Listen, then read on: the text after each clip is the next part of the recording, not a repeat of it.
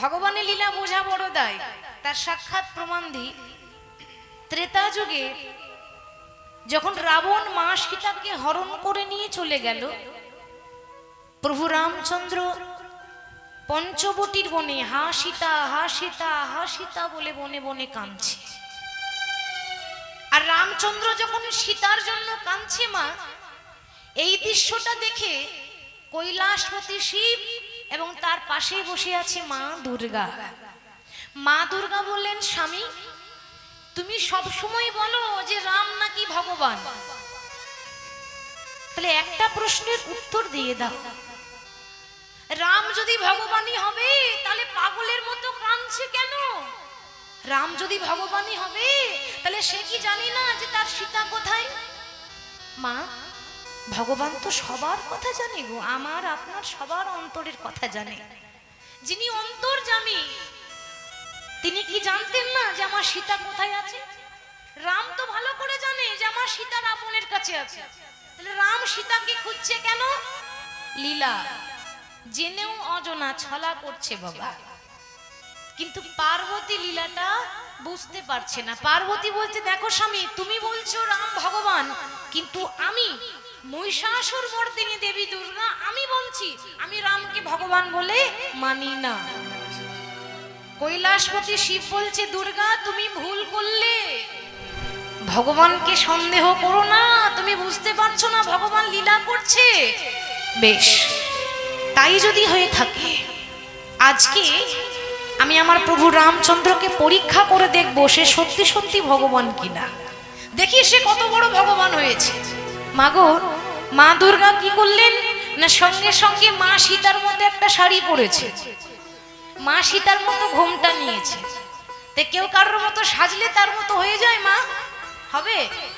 মা দুর্গা সীতা সেজেছে নকল সীতা, বেশ বড় সড়ো করে ঘোমটা নিয়ে রামের সামনে এসে বলছে, প্রভু প্রভু তুমি আমার জন্য কাঁদছো? এই তো তোমার জানকী, মানে সীতার আর এক নাম ছিল জানকী। তো এই তো তোমার জানকী, আমি তো এসে গেছি, তাহলে আমার কাঁদছো কেন? আচ্ছা বলুন তো মা, যিনি সবার অন্তরের কথা জানেন তিনি কি মা দুর্গাকে চিনতে পারবেন না? রামচন্দ্র চিনতে পেরেছে। চিনতে পেরে মনে মনে ভাবছে, মা তুমি পরীক্ষা করার জন্য জগতে আর কাউকে পেলে না, তুমি আমাকেই পেয়েছিলে। হরি বল। মায়ের কাছে এসে অমনি ভগবান বললেন, ওমা জানো কি? বলি কোথায় আমার সীতা, তুমি জানো কি? হরি বল। ওমা জানো কি? কোথায় আমার সীতা, তুমি জানো কি? আর যেই না কথাটা বলেছে অমনি মা দুর্গা লজ্জায় পড়ে গেছে, মাথা নিচু করে বলছে, প্রভু আমাকে তুমি চিনলে কি করে? আমি তো ঘোমটা নিয়ে আছি, তুমি তো আমার মুখটাও পর্যন্ত দেখোনি, তাহলে তুমি জানলে কি করে যে আমি কে? ভগবান বললেন, মা এই যা কিছু ঘটছে সব আমারই চক্রান্ত, এরপরে যেটা হবে সেটা আমার আগে থেকে জানা আছে। আর তুমি আমায় চিনতে পারলে না মা, তুমি সীতার মতো শাড়ি পরেছো, সীতার মতো ঘোমটা নিয়েছো, কিন্তু তুমি হলে ত্রিনয়নী দেবী দুর্গা, তোমার কপালের চোখটা তো তুমি লুকিয়ে আসতে পারলে না মা। আমার সীতার তো তিনটে চোখ নেই, কিন্তু তোমার তিনটে চোখে।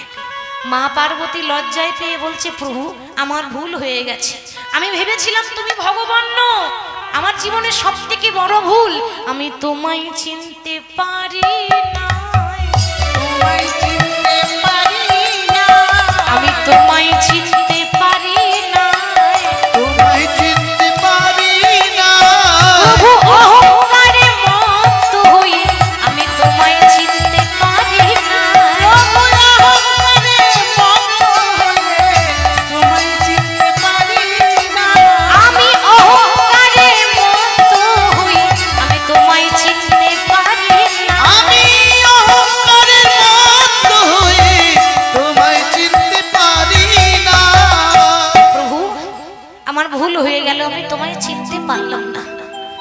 তাহলে ভুল যখন করেছি এই জন্য আমি কি তোমাদের যুগল রূপটা দেখতে পাবো না?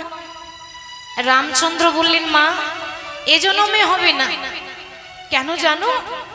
কারণ এ জন্মে আমরা যুগল ছাড়া, সারা জীবন রাম সীতা যুগলে থাকতে পারিনি, যুগল ছাড়া হয়েছিল, এ জন্মে যুগল দেখতে পাবে না মা। আশীর্বাদ করলাম, এর পরজন্মে দাপর যুগে আমি হব বৃন্দাবনের কৃষ্ণচন্দ্র, আমার সীতা হবে আমার রাধা রানী, আর আমাদের রাধা কৃষ্ণের লীলার মাঝখানের ঘটকদার হবে তুমি, নাম হবে যোগ মায়া বড়াই বুড়ি, যাকে সবাই বলে বুড়ি মা। বৃন্দাবনের বড়াই বুড়ি মানে বুড়ি মা, সে অন্য কেউ নয়, সে স্বয়ং দেবী দুর্গা। আর সব থেকে আনন্দের কথা আসছে আমাদের কাছে মহা মহোৎসব, আমাদের কাছে শ্রেষ্ঠ উৎসব হচ্ছে মা দুর্গা পূজা, তাই না? আমাদের বাঙালির, আমাদের হিন্দুর শ্রেষ্ঠ পূজা সেটা হচ্ছে মহিষাসুর মর্দিনী দেবী দুর্গার পূজা।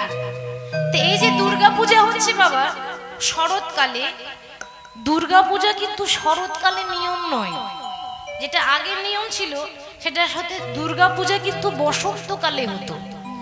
দুর্গা পূজা বসন্তকালে হতো। দুর্গা পূজা রাবণ করত, রাবণের ঘরের অধিষ্ঠাত্রী দেবী হচ্ছে দেবী দুর্গা, রাবণ কিন্তু ওই দুর্গাকে পুজো করত। কিন্তু রামচন্দ্র রাবণকে বধ করার জন্য অকালে, অকালে মানে অসময়ে দেবী দুর্গার পূজা করেছিলেন, তাই হয় দেবী দুর্গার অকাল বোধন। এই শরৎকালে রাম মা দুর্গা পুজো করেছিল বলে এটাকে বলা হয় শারদীয়া দুর্গা পূজা। দুর্গা পূজার ঠিক আগে হয় মহালয়া, ঠিক তো বাবা? আমরা ভাবি যে পূজাটা ঠিক আছে, মহালয়া আবার কি? মহালয়া তাহলে কেন হয়? মহালয়া দিনটার কাজটাই বা কি? মহালয়া জিনিসটা কি বাবা? মহালয়ার দিনে নিয়ম হচ্ছে সেদিনে কিন্তু কোনো শুভ কাজ করা যাবে না। মহালয়ার দিনে জমি জায়গা কেনা বেচা করতে নেই, যানবাহন কিনতে নেই, বিবাহের আলোচনা করতে নেই, কোনো ভালো কাজ করা যাবে না। মহালয়ার দিনে একটাই কাজ, সকালবেলায় উঠি গঙ্গা স্নান করে পিতৃপুরুষের পিণ্ডদান করতে হয়, তিল অর্পণ করতে হয়। তার কারণ বলি, আপনারা সবাই জানেন মহাভারতের একনিষ্ঠ নায়ক মহান দাতা কর্ণ, দাতা কর্ণের কথা সবাই জানেন। তো এই দাতা কর্ণ মা সারা জীবন পুণ্য করেছিল, সারা জীবন দান করেছিল, পুণ্য করেছিল, সবার উপকার করেছিল। এবার কর্ণ যখন মৃত্যুর পর, মারা যাওয়ার পর যখন বৈকুণ্ঠে গেল, বৈকুণ্ঠে গিয়েও কিন্তু তার শান্তি নাই। কেন না? বৈকুণ্ঠে গিয়ে যখন সবাই কর্ণকে খেতে দিচ্ছে, মানে খাবার দিচ্ছে, তো থালার মধ্যে দিচ্ছে শুধু সোনা আর রূপো। তো কর্ণকে যখন সোনা আর রূপো থালার মধ্যে খেতে দিচ্ছে, কর্ণ তো সেগুলো খেতে পারছে না। ও মা, সোনা রূপো খাওয়া হয়? অন্নের দরকার তো, মানুষ অন্নগত প্রাণ, তাহলে অন্ন নেই, সোনা রূপো কি করে খাবো? দাতা কর্ণ দেবরাজ ইন্দ্রকে জিজ্ঞাসা করছে, ইন্দ্র তুমি তো স্বর্গের রাজা, একটা প্রশ্নের উত্তর দিয়ে দাও। আমি বৈকুণ্ঠে এসেছি, আমি পুণ্য করেছি, আজ খেতে পাচ্ছি না কেন? আমাকে সোনা রূপো দিয়েছে খেতে, সেগুলো কি খাওয়া যায়? তুমি বলে দাও যে কোন পাপের জন্য আমাকে এরকম ভোগ করতে হচ্ছে, এরকম দিন কেন? ইন্দ্র তখন বলল, কর্ণ সারা জীবন পুণ্য করেছো, সারা জীবন অন্যের উপকার করেছো, দান করেছো, ধর্ম করেছো, কিন্তু তুমি তোমার পিতৃপুরুষ পূর্বপুরুষের জীবনেও পিণ্ড দান করো নাই। কিন্তু আমি পিণ্ড দান করবো কি করে? আমি তো নিজেই জানতাম না আমার বাবাকে। বড় হয়ে জানতে পারলাম যে আমার মা হচ্ছে কুন্তী, যে কুমারী অবস্থায় মা হয়েছিল, জলের মধ্যে ভাসিয়ে দিয়েছিল। তাহলে আমি তো জানতে পারিনি যে আমার পিতাকে, তাহলে আমি কি করে পিণ্ড দান করব? বেশ, তোমাকে 16টা দিন সময় দিলাম। এই 16 দিনের জন্য তুমি পরলোক থেকে, ইহলোক ছেড়ে পরলোকে আমরা যাই, তুমি পরলোক থেকে আবার সেই লোকে ফিরে যাও। 16 দিনের জন্য তোমাকে আমি ফিরিয়ে দিচ্ছি মর্ত্যধামে গিয়ে তুমি পূর্বপুরুষের পিণ্ড দান করে তারপর তুমি ঘুরে আসবে, তোমার আত্মা তারপর আসবে। সেই দিন থেকে মহালয়ার দিনে পূর্বপুরুষের পিণ্ড দান করা হয়। যারা যেতে পারেন না, অতি অবশ্যই করা দরকার। সন্তানের জন্ম হচ্ছে পিতৃ ঋণ শোধ করা, পূর্বপুরুষের পিণ্ড দান করতেই হবে। যারা যেতে পারছেন না বা যেতে পারেন না, তারা বাড়ির মধ্যে সেই যার জন্য পিণ্ডদান করার ইচ্ছা রয়েছে কিন্তু যেতে পারলেন না, তার ছবির মধ্যে একটা মালা দিয়ে দেবেন। সকালবেলায় স্নান করে, গঙ্গা স্নান করে, শুদ্ধ বস্ত্র পরে একটা মালা পরিয়ে দেবেন, তাতে পূর্বপুরুষের আত্মা শান্তি পায়। এই হচ্ছে মহালয়ার দিনের এইটাই কাজ। তাহলে মা আসছেন, সেই দেবী দুর্গায় হয়েছে বৃন্দাবনের যোগ মায়া বড়াই বলি, হরি বল। মায়ের কথা যখন এলো, মাকে একটু প্রণাম করে নি, মাকে একটু স্মরণ করে নি। তিনি আমাদের জগতের জননী মা। সবাই মায়ের কথা একটু স্মরণ করে নেব, সবাই একটু করজোরে বলবো, মাকে প্রণাম করে নেব। জাগো তুমি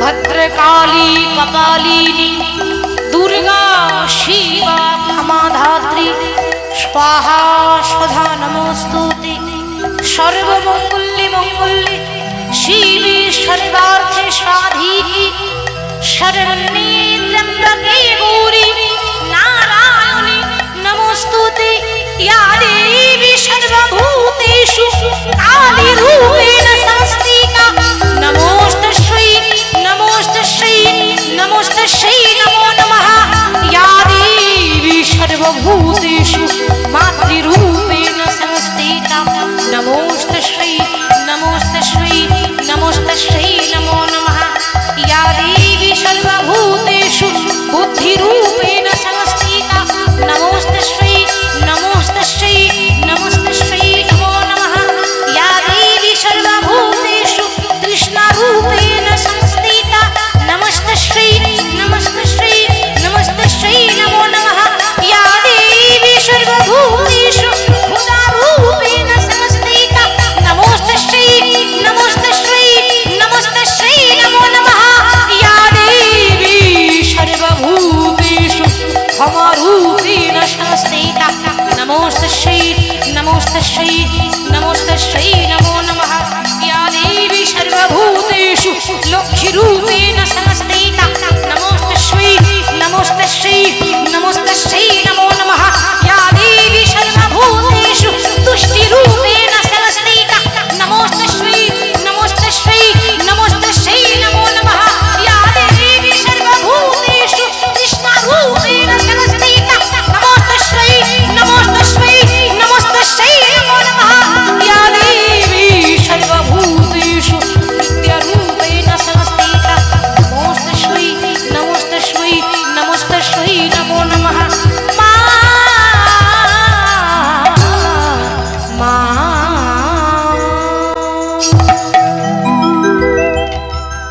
जागो তুমি জাগো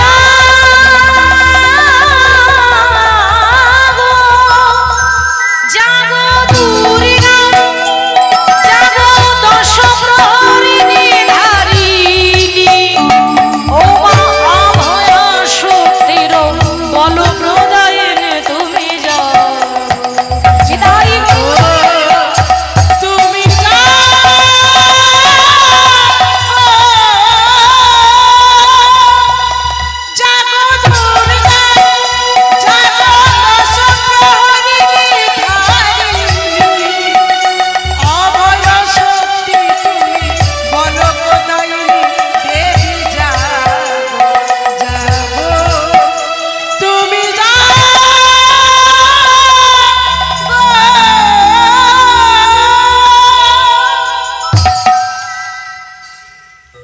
মায়ের কাছে প্রণাম জানিয়ে সবারই জন্য বলবো, মা যেন সবাইকে সুস্থ রাখে, সবাইকে যেন ভালো রাখে, সবার জন্য সুন্দরভাবে দিন কাটে, সবাই যেন সুন্দরভাবে ভালো থাকতে পারে।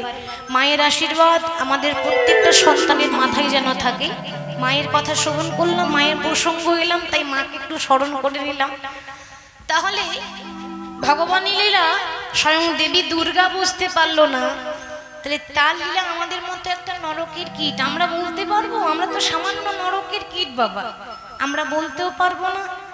ভগবানের লীলা, ভগবানের কৃপা না হলে আমরা বুঝতেও পারবো না। তাই গৌর হরি শ্রীধাম নবদ্বীপে হরিনাম প্রেমের বন্যায় নিজেও ভাসলেন আর জগৎকেও ভাসালেন। আজকে হঠাৎ হলো কি না, শিবাসের আঙিনায় নাম গাইতে গাইতে হঠাৎ দেখছে সামনে একটা তমাল গাছ। বাবা, তমাল গাছ তো দেখতে কালো হয়, আর আমার কৃষ্ণও কালো, কৃষ্ণ কালো, তমাল গাছ কালো।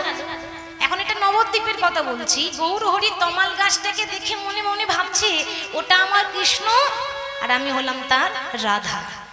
গৌর হরি দেখতে বড় ফর্সা ছিল তো, একবারে কাঁচা সোনার মতো গায়ের রং চকচক করতো। এবার এই তমাল গাছটাকে কালো কৃষ্ণ মনে করেছে, নিজেকে রাধা মনে করেছে। বৃন্দাবনে রাধারানী যেমন কৃষ্ণকে জড়িয়ে ধরতো, সেই ভাব আজ মনে করেছে। তাই গৌর হরি ওই তমাল গাছটাকে জড়িয়ে ধরবো বলে ছুটতে ছুটতে চলে যাচ্ছে। ওগো উন্মাদিনী নেই প্রভু,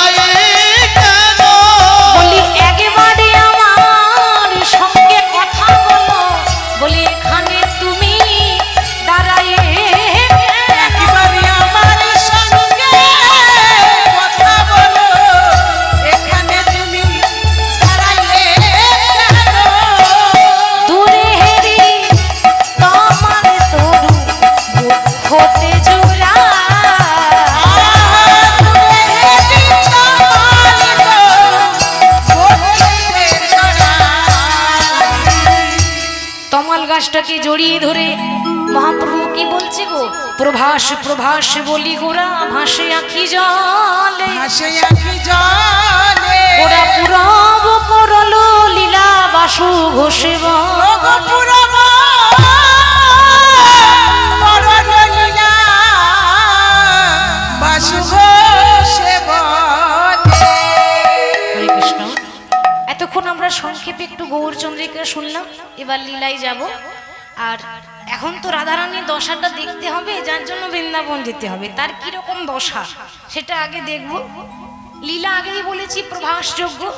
তাহলে বৃন্দাবন যেতে গেলে আমি তো একা গেলে হবে না, কারা কারা আমার সঙ্গে যাবেন একটু হাত তুলে দেখান দেখি। কি গো গো মায়েরা, লক্ষ্মী মায়েদের বলছি, আপনারা যাবেন না? যাবেন না?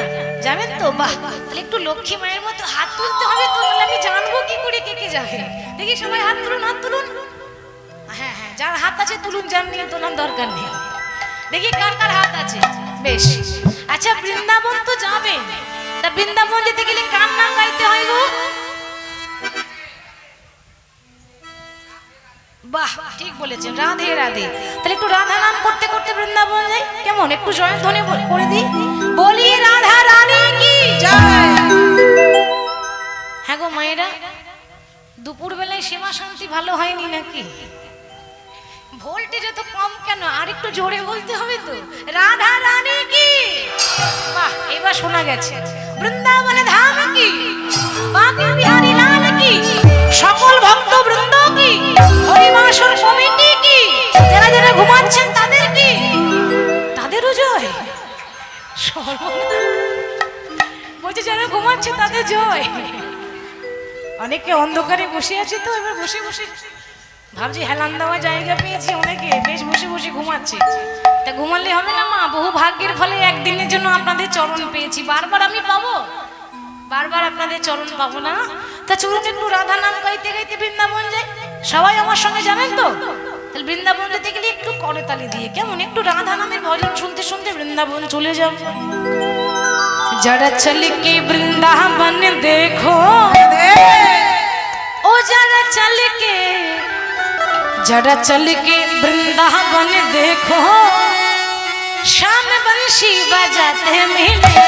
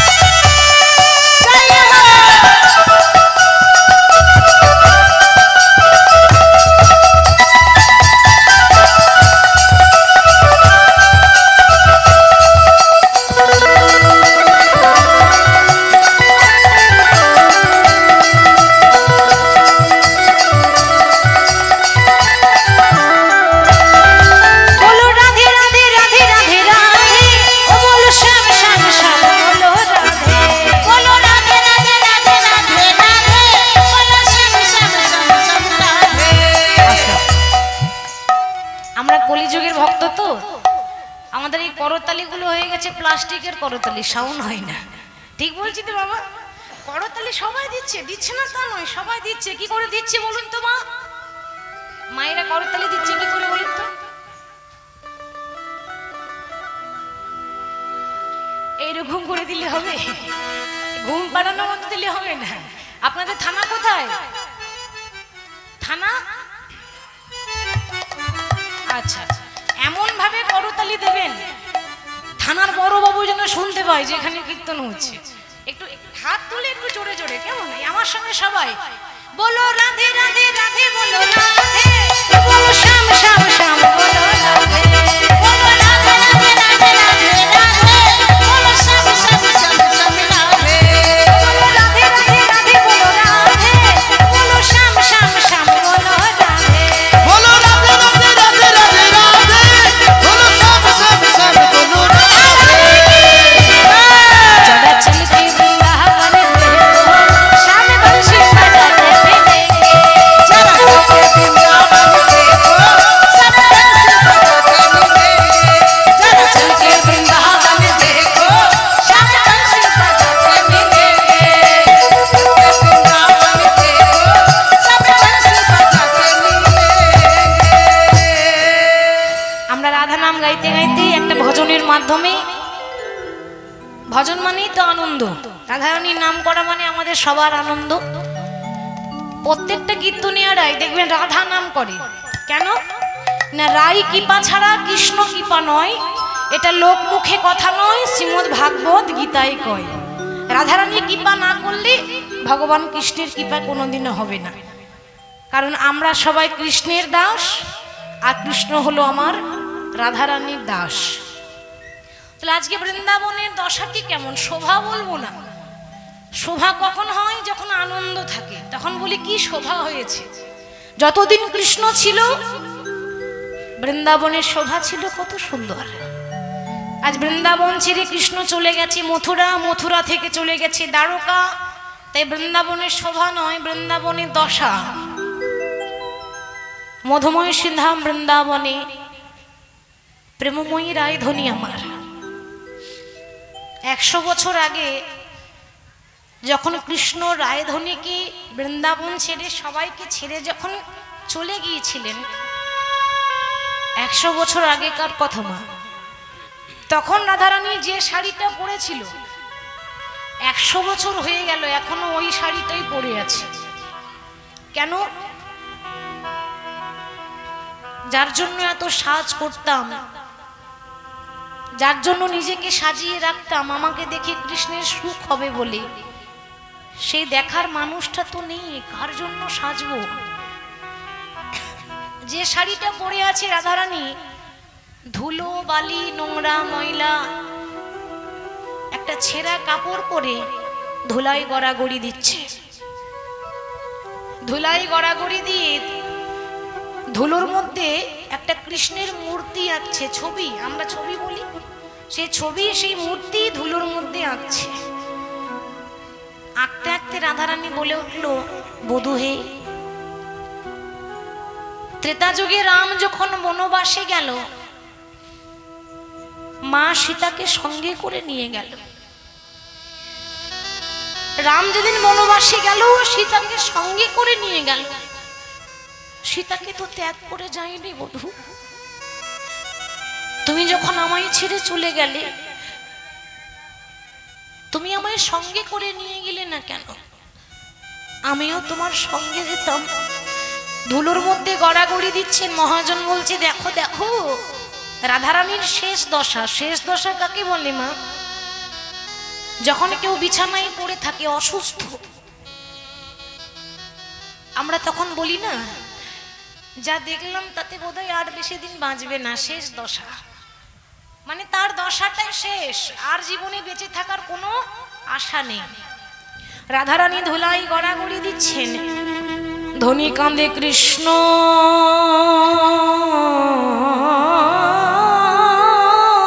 বলি,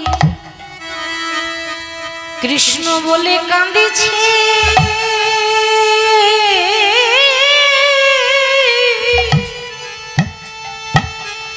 ওগো কাঁদেছে ধনী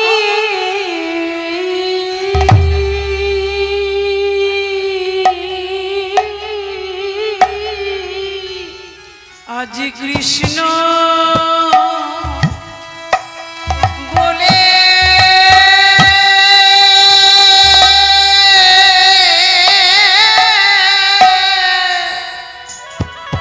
কামিছে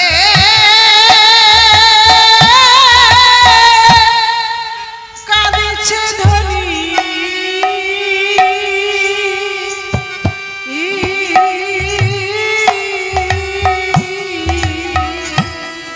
আজ কৃষ্ণ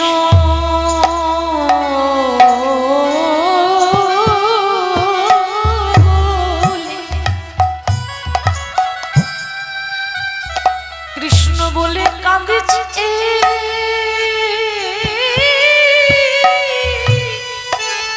ওগো কাঁদিছে ধনী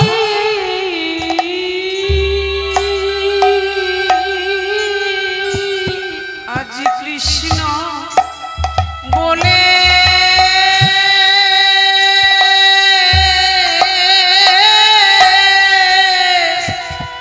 কাঁদিছে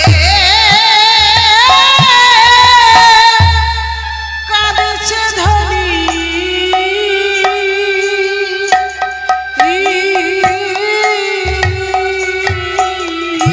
ওগো তুমি আমায় কেন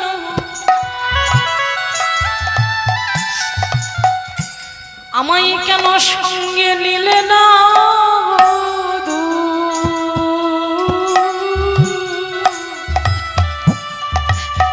ধনী কাঁদে কৃষ্ণ বলে আজ কাঁদেছে ধনী তুমি আমায় কেন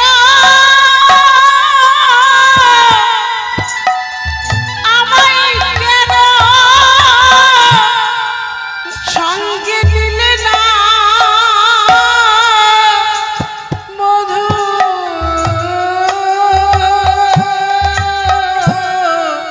আজ কৃষ্ণ বলে কাঁদিছে কাঁদিছে ধনী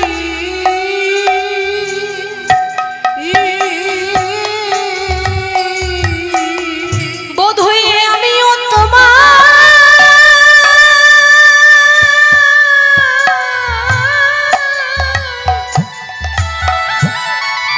বোধ হয়ে আমিও তোমার সঙ্গে সঙ্গে যেতাম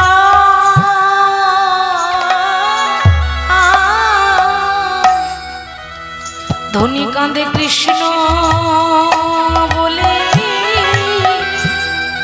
আজি কাঁদেছে ধনী বন্ধু আমিও তোমার সঙ্গে যেতাম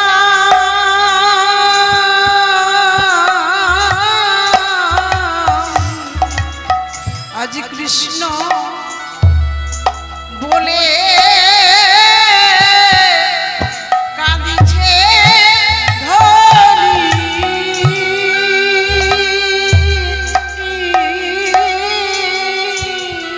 যখন কৃষ্ণ কৃষ্ণ বলে রাধারানী ধুলোতে গড়াগড়ি দিচ্ছে আস্তে আস্তে আপনাদের মনে একটা প্রশ্ন জাগে না মা ভগবানের নাম শুনছি তখন প্রতি পদে পদে প্রশ্ন আসছে আমরা না হয় সারা জীবন কাঁদি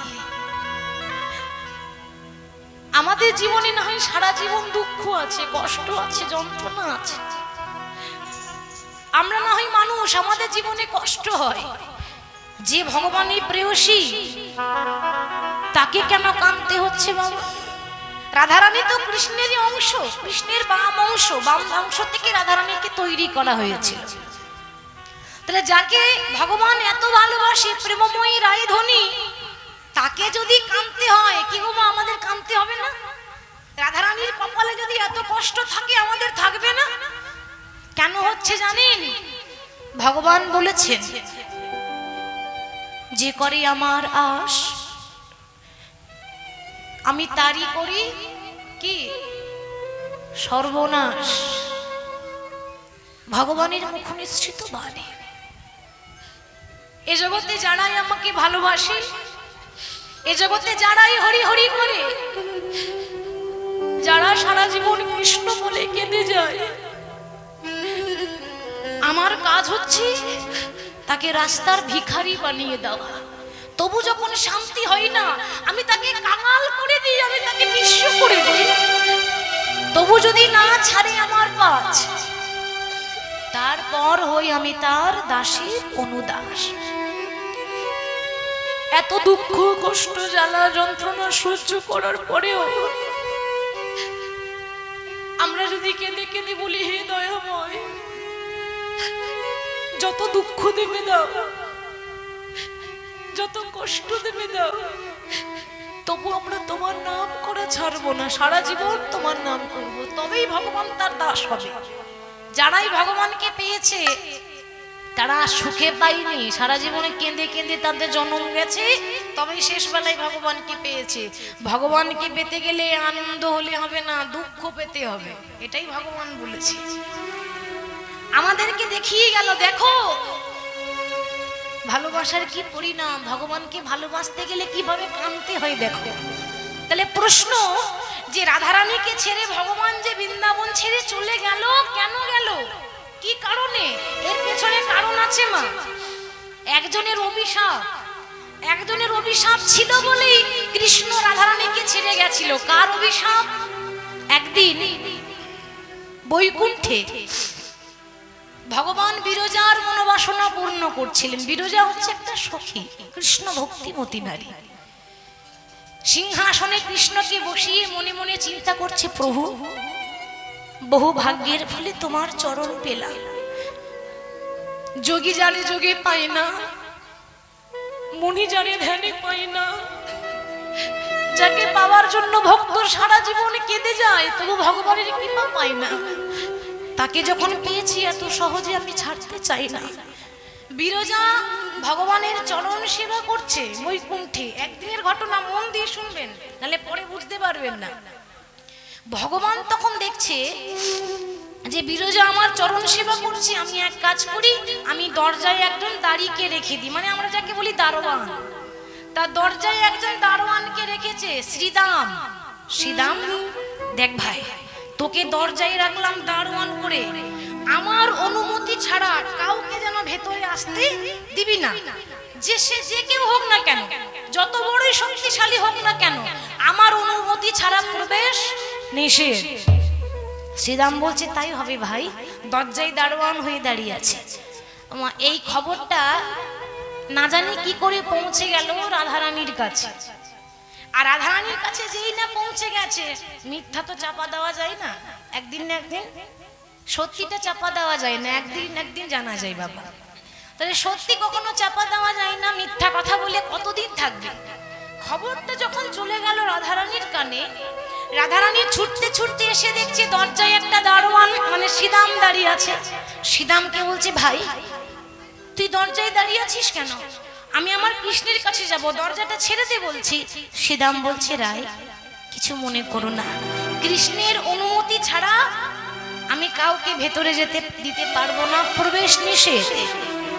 দেখ তুই তো জানিস আমি আমার বধূর কাছে যাচ্ছি, আমি হলাম প্রেমময়ী রায়ধনী, আমি তোকে আদেশ করলাম তুই দরজাটা ছেড়ে দে। শ্রীরাম বলল, রাধে গো রাধে গো,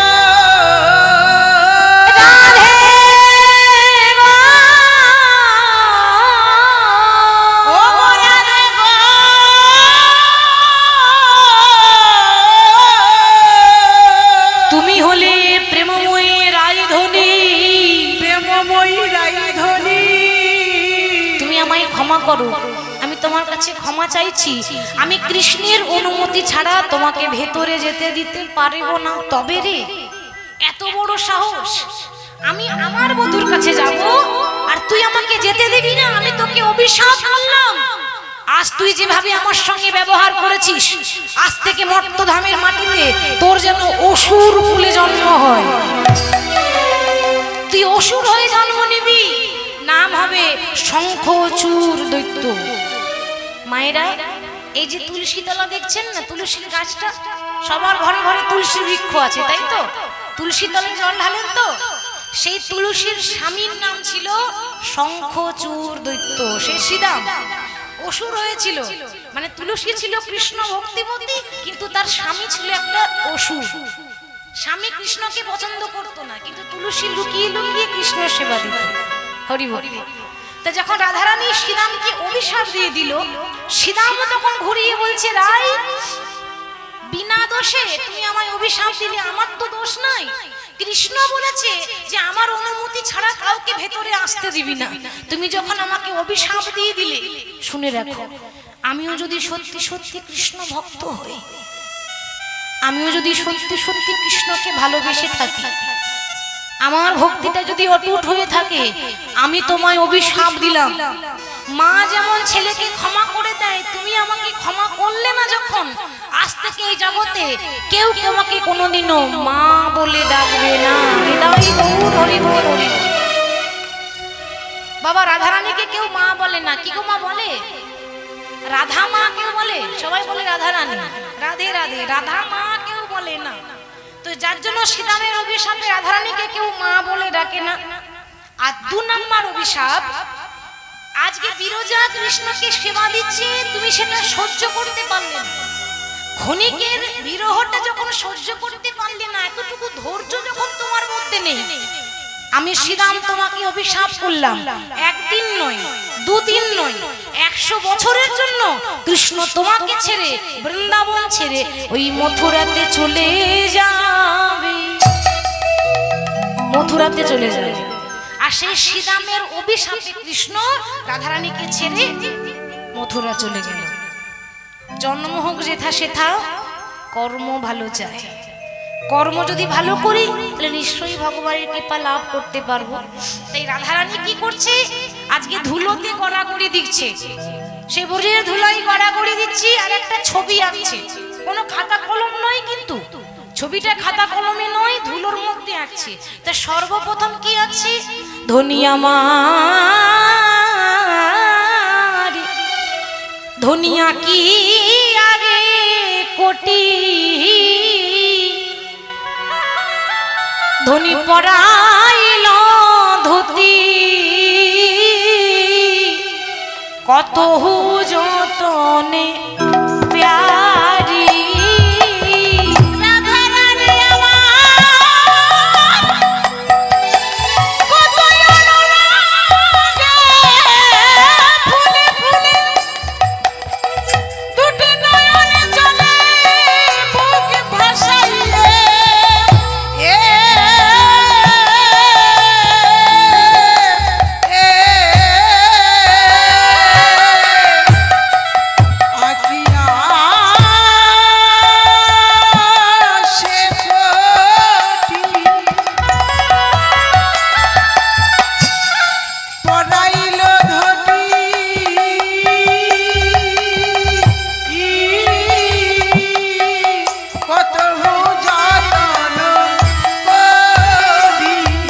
আমার যত করে পরাইয়ে দিল, যত করে পড়াই দিল, ধনী যত করে আজ পরাইয়ে দিল,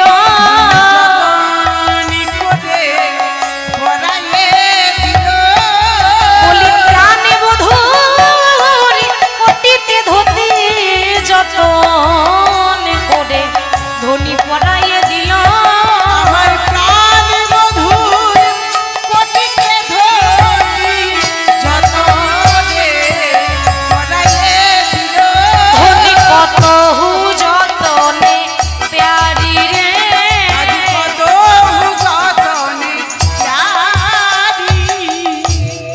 তো রাধারানী মা ওই ধুলোর মধ্যে ছবি আঁকছে। আস্তে ছবি আঁকার নিয়ম আছে। রাধারানীর ছবি দেখে ললিতা তখন বলছে, বলে হ্যাঁ সখী, তুই যে ছবি এঁকেছিস, তা যখন ছবি আঁকা শিখেছিলিস তখন কি গুরু ধরে আঁকা শিখিসনি? কেন রে, গুরু ধরে আঁকা শিখলে ভুল হতো না, নিশ্চয়ই ভালো করে গুরু ধরে আঁকা শিখিসনি, তাই আজকে আঁকার মধ্যে ভুল হচ্ছে। রাধারানী বলছে, সখী ভুল কোথায় বলতে হবে তো, আমার ভুলটা ধরাতে হবে তো। বলে ভুল কোথায় জানিস, যে কোনো ছবি আঁকতে গেলে নিয়ম আছে, হয় চরণ থেকে আঁকতে হয়, না হলে বদন থেকে আঁকতে হয়, হয় নিচের থেকে শুরু করতে হবে, আর নাহলে মুখ থেকে ছবি আঁকা শুরু করি। আমরা কি করি, আগে মুখটা আঁকি না, তারপর আস্তে আস্তে ছবিটা আঁকি সম্পূর্ণ করি। তাহলে তুই চরণটাও আঁকলি না, আর তুই বদনটাও আঁকলি না, তুই সবার প্রথমে কোমরটা আঁকছিস কেন রাই? আঁকা যখন আঁকা শিখেছিলিস, গুরু ধরে আঁকা শিখিস নি? রাধারানী বলে, ললিতা রে, ওরে ললিতা রে, আমি প্রথমে ভেবেছিলাম যে আমি চরণ থেকেই আঁকবো, কারণ গোবিন্দের চরণ পাওয়া দুর্লভ, ভাগ্যের ব্যাপার, সবাই পাই না। ভেবেছিলাম চরণ থেকেই আঁকবো। তারপর মনে মনে চিন্তা করলাম যে 100 বছর আগে তো কৃষ্ণ আমাকে ছেড়ে চলে গেছে। এখন যদি ছবির মধ্যে চরণটা এঁকে দিই, আর এই মূর্তিতে যদি চরণ পেয়ে কৃষ্ণ আমাকে ছেড়ে আবার যদি চলে যায়, তাহলে বলতে পারিস, ওরে কি নিয়ে আমি ঘরে থাকিব, কি নিয়ে তাই আমি বলিব, ঘরে থাকিব, শরীরে কি নিয়ে আমি ঘরে থাকিব, কি নিয়ে আমি ঘরে থাকিব, ওরে চরণে পেলে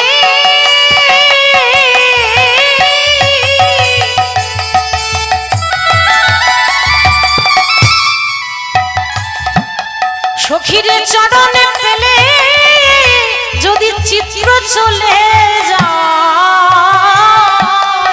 বল বল কি নিয়ে আমি ঘরে থাকিব, ওরে চরণে পেলে, রাঙা চরণে পেলে, যদি চিত্র চলে যায়, কি নিয়ে আমি ঘরে থাকিব। আচ্ছা গোবিন্দের কোমরটা যে আঁকলি, আচ্ছা বলতো নাই গোবিন্দের কোমরটা দেখতে কেমন ছিল? রাধারানী বলছে, সখী রে, গোবিন্দের কোমরটা কেমন জানিস? শ্রীকৃষ্ণের রূপ বর্ণন লীলা আছে, সেই রূপ বর্ণন লীলা বড় কঠিন লীলা, ওই লীলাতে বর্ণনা আছে কৃষ্ণের কোমর কেমন। বলছে, মা জহি ক্ষীণ বিন গুরু অম্বর প্রাতর অরুণ কিরণ মণিরাজ। কৃষ্ণের কোমরটা হচ্ছে সরু আর বুকটা হচ্ছে চওড়া। ললিতা বলল, ও ওই জন্য বুঝি হেলান দিয়ে দাঁড়িয়ে থাকে, ঠিক তো? ওই কদম গাছে হেলান দিয়ে দাঁড়িয়ে থাকে কি গো মায়েরা? কোমরে বল নেই বলেই তো কদম গাছে হেলান দিয়ে দাঁড়িয়ে থাকে। রাধারানী বলছে, ওরে না রে, তা নয়। শাস্ত্রে বলছে যারা সুপুরুষ, যারা সুপুরুষ হয় তাদের কোমর সরু হবে, মানে কোমরটা সরু হবে, বুকটা চওড়া হবে, এটা সুপুরুষের লক্ষণ। তাহলে কৃষ্ণ ভগবান তো কোমরটা সরু ছিল আর বুকটা খুব চওড়া ছিল। হরি বল। তাহলে কোমরটা আঁকার পরে ঠিক আরেকটু উপরে গিয়ে দুটো হাত আঁকতে হবে, ছবি আঁকছে তো। তো এবার ছবি আঁকছে কেমন ভাবে? বাহু দুটি আঁকি, রায়ে ছলো ছলো আঁকি, বাহু দুটি আঁকি, ছলো ছলো আঁকি, বাহু দুটি আঁকি, ছলো ছলো আঁকি, বাহু দুটি আঁকি, ছলো ছলো আঁকি, মুরলি দিল সেই করে। বাহু দুটি আঁকি, ছলো ছলো আঁকি, মুরলি দিল সে করে। বধূ শোনাও তোমার মুরলির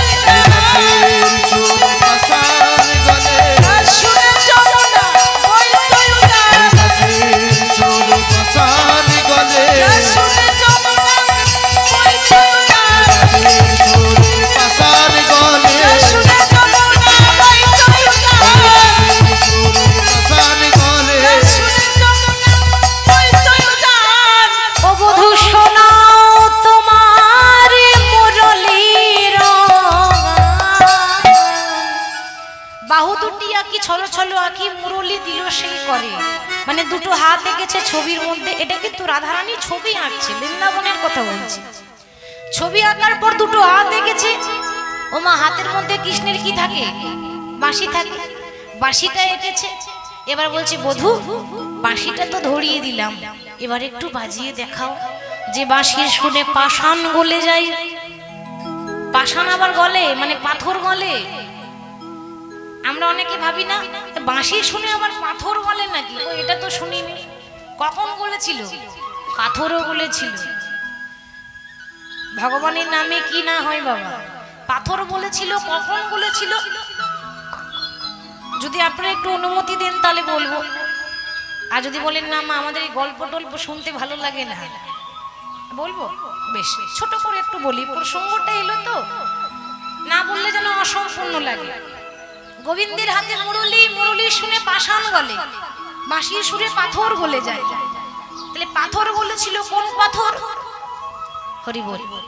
সত্য যুগে এক ঋষি ছিলেন, মুনি ঋষি, যার নাম ছিল গৌতম মুনি। আর গৌতম মুনির স্ত্রী সবাই জানেন, যার নাম ছিল অহল্যা। ঠিক তো বাবা? তাহলে গৌতম মুনি, তার স্ত্রী অহল্যা, এই গৌতম মুনির এত এত শিষ্য, তার মধ্যে প্রধান শিষ্য ছিল দেবরাজ ইন্দ্র। এখন ইন্দ্র কি করেছে মা? জগতে এত এত নারী থাকতে আর কাউকে পেল না, গুরু মায়ের প্রতি কুদৃষ্টি দিয়েছে। মনে মনে চিন্তা করছে, এ জগতে অনেক নারী দেখেছি, তবে আমার গুরু মায়ের মতো এত সুন্দরী নয়। গুরু মায়ের প্রতি কুদৃষ্টি। আমরা গুরুকে বাবা বলি, তাই না? গুরু বাবা। তাহলে গুরু যদি বাবা হয়, তাহলে গুরুদেবের স্ত্রী মানে কি হবে? গুরু মা, মানে মায়ের মতো। আমার মা যেমন, আমার গুরু মাও তেমন। তাহলে ইন্দ্র কত বড় পাপ করেছে, গুরু মাকে পাওয়ার লোভ জেগেছে। মনে মনে চিন্তা করলো, বাবা যতক্ষণে গুরুদেব থাকবে, পথের কাঁটাটা যতক্ষণ থাকবে, আমার গুরু মাকে পাওয়া হবে না। ও মা কি করলো দেখুন, মনে মনে ভাবছে গুরু বাবা কখন বাড়িতে থাকে না দেখবো, সেই সময় আমি যাব। তাহলে গুরুদেব কখন বাড়িতে থাকে না? না, গৌতম মুনির নিয়ম ছিল প্রত্যেক দিন ভোর 4টের সময় উঠে স্নান করতে যেত, নদীতে স্নান করত। এবার আপনারা হয়তো ভাবছেন, মাগো সত্য যুগ, তখন তো ঘড়ি ছিল না, তাহলে ভোর 4টে বেজে গেছে, মানুষ জানতো কি করে? ঘড়ি ছিল না তো কি হয়েছে? রাম পাখি তো ছিল, ঠিক তো? রাম পাখি, যে রাম পাখির ডাক শুনে, আগেকার দিনে তো ঘড়ি ছিল না, মানুষের ডাক শুনে বলে দিত যে কটা বাজছে। আগেকার দিনে মানুষের এত অভিজ্ঞতা ছিল বাবা, আকাশের দিকে তাকিয়ে বলে দিত বেলাটা কত হয়েছে, তাই না?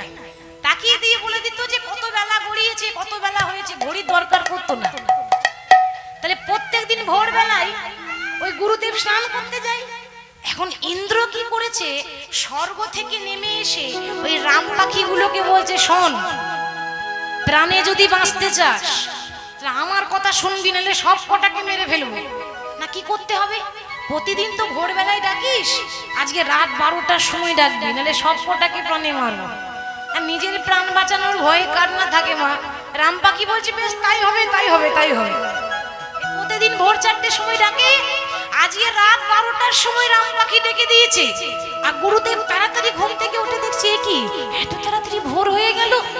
তাড়াতাড়ি কমণ্ডলটা নিয়ে যেই না স্নান করতে যাচ্ছে, সেই সুযোগে দেবরাজ ইন্দ্র গুরুদেবের রূপ ধারণ করে এসে গুরু মায়ের কাছে এসে বলছে, অহল্যা, ও অহল্যা, দরজাটা খোলো। আর যেই না দরজাটা খোলো বলেছে, অহল্যা বলছে, কি স্বামী তুমি এত তাড়াতাড়ি ফিরে চলে এলে? কি গো বাবা, অহল্যা তো জানে না যে এ তো স্বামী নয়, এ তো আসামি।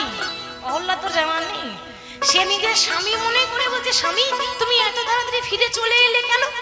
অহল্যা, আসলে কি জানো তো, আমি স্নান করতে গিয়েছিলাম, হঠাৎ আমার মনে পড়ে গেল যে স্নান করার আগে আমি তোমার কাছে একটু সেবা নিতে চাই। স্ত্রী যেমন স্বামীর সেবা করে, তুমি কি আমার একটু সেবা করবে? অহল্যা বলছে, বেশ তো, অধিকার আছে, আমার উপর পূর্ণ অধিকার আছে। নিজের স্বামী মনে করে যখন চরণ সেবা করছে, নিজের স্বামী মনে করে তাকে স্পর্শ করলো, কিন্তু আর তাকে স্পর্শ করে যখন চরণ সেবা করছে, ওইদিকে যে আসল গৌতম মুনি সে স্নান করতে যাচ্ছে, কিন্তু মনে মনে চিন্তা করছে, এত অন্ধকার কেন?